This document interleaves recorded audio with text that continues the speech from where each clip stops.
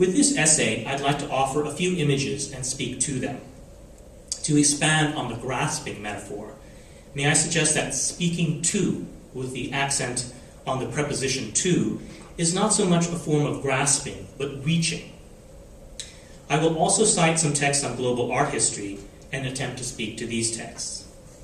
Lastly, perhaps at cross purposes, accompanying this essay, though not so much illustrating any points that I'm trying to make, but rather complementing the argument, is a series of images of art from Singapore. The first artist I'm going to talk about is Lucy Davis. And Lucy is British, but she's lived in Singapore for a very long time. She grew up there. She's doing this project called woodcut. Woodcuts are an art form that have a specific resonance in Asia. They're very associated with like the Chinese left, that whole kind of woodcut movement. And so she was living in the Little India neighborhood in Singapore and was scavenging for wood. And so she would find like a stool. And at first she thought maybe she could use the wood of the stool to make some woodcuts. But then she realized that that wasn't really working for her. So she did contact prints. And so here you see the stool sort of taken apart with contact prints in it. And she started working with this wood tracking company, where if you gave them a sample of the wood, they could identify where in the region the wood came from, whether by looking at the structure of the wood or even going down to the DNA. So from here, she managed to, she would do contact prints of the stool and then cut up the contact print. So that's where the cutting comes from. And then make a collage of the tree, the original tree, after finding out. Who reads art criticism anymore? Today there's more and more art, more biennales, more art fairs. There is even more art writing, reviews, catalog essays, art books of all shapes and sizes. Yet do we not talk about the decline of reading? Excuse me. The decline of university departments of literature, the decline of criticism. As a whole, the humanities are suffering. But perhaps art history departments around the world are in better health than literature departments. I'm really not sure. However, I would think the future of good art criticism is better gauged by looking at the study of literature than the study of art. So long as there is art, there will be art writing. But what will its purpose be? Will it connect us with the world deeply and intimately? Is reading in decline?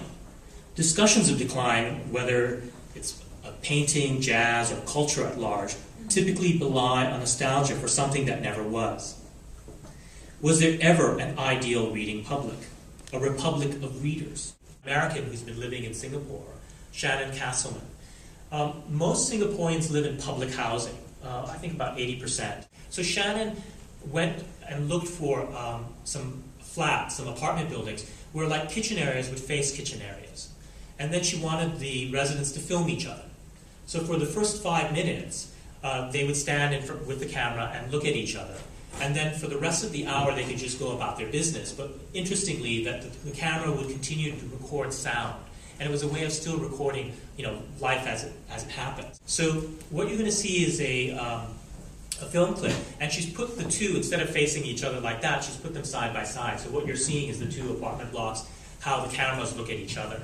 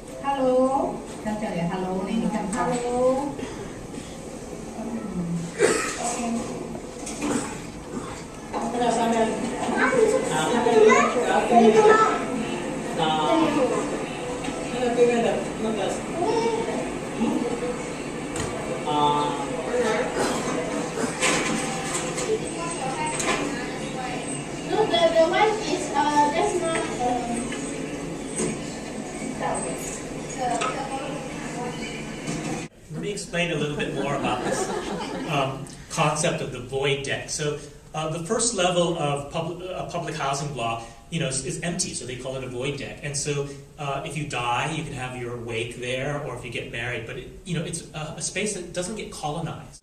All right, let's get back to globalization.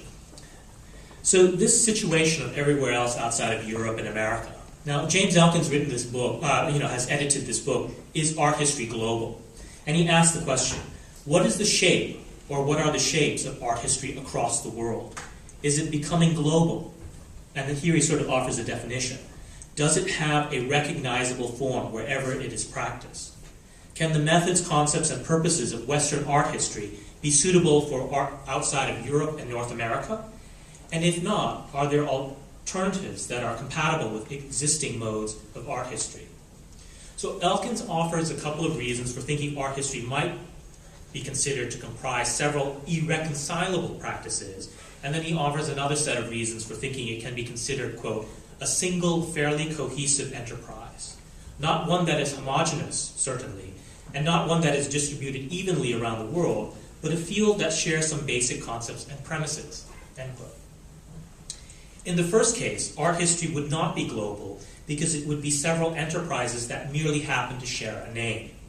While in the second, what is shared is a rigorously defined set of assumptions and protocols.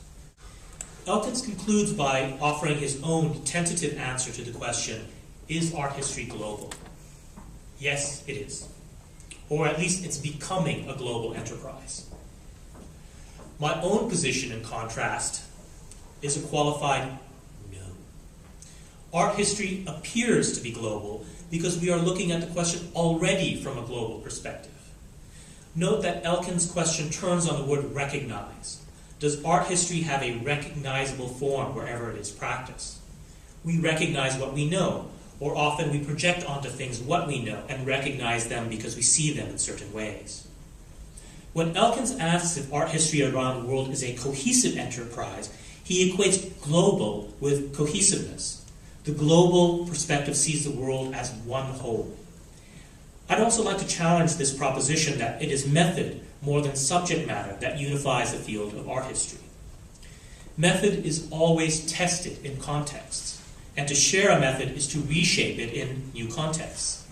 More to the point, art history around the world shares many things besides a name: interests, references, methods, and themes, none of which may be any more essential than the other.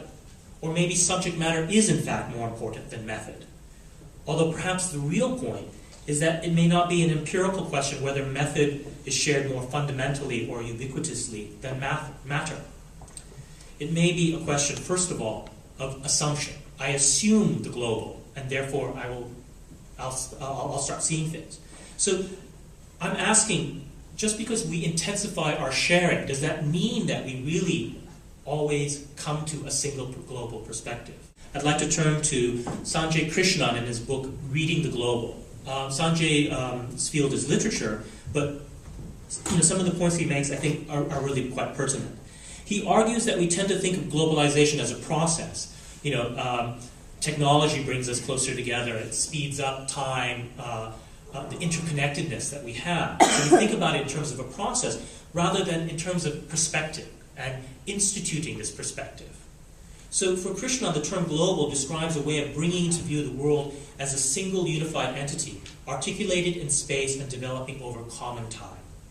And for him, more critical than thinking about these tensions like homogenization or the heterogenization, the hybridization of culture, actually is to analyze how the global as a perspective becomes a way that historical narrative and political agency are shaped.